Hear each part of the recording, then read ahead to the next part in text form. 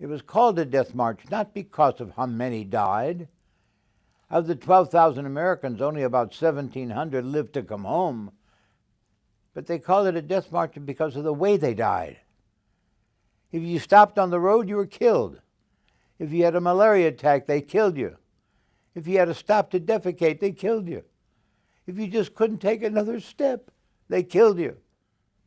And how did they kill you? They'd either bayonet you to death, shoot you, or in some cases decapitate you. They did not give us water. They gave us no food. The temperature was about 108 degrees. The Americans that were captured, a good 80% of them had malaria. Another 50% had dysentery. So we were gunshot wounds, malaria, dysentery, and we had to walk this distance that they wanted us to.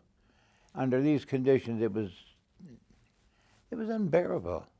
I think that what kept me going is this: about the second day, I made the decision that the only way I was going to survive was if I started to set goals for myself. And I would walk and I would see a herd of caribou in the distance. And I would say to myself, I must get to that herd of caribou.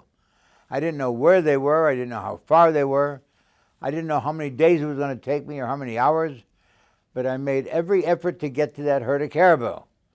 No matter what happened. The Japanese told me to smile, I did. They told me to sit, I sat. They told me to march, I marched. They hit me, it was okay. They broke my nose, knocked my teeth out. They split my head open, but I still had to go to reach those herd of caribou. Then when I got to the herd of caribou, then I'd find another goal, and another goal, and another goal. Every day was another goal. From that day on, I've lived my whole life that way. And those people who hold on to a grudge, I think, have a very different philosophy of life. And that's how they live. By not holding on to a grudge, by being able to roll with the punch, I think it's a lot easier to live. My life is a lot happier because I've learned how to adjust to adversities and how to deal with it.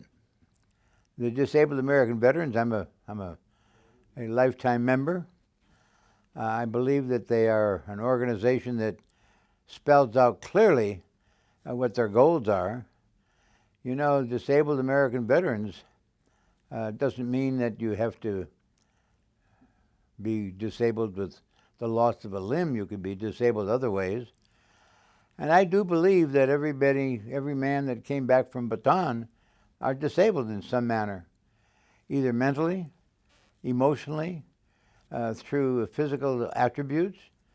And I think we're all a member of the DAV in one way or the other. If we're not, we certainly should be. But the DAV was very kind to me in many ways, and I'm very appreciative of that.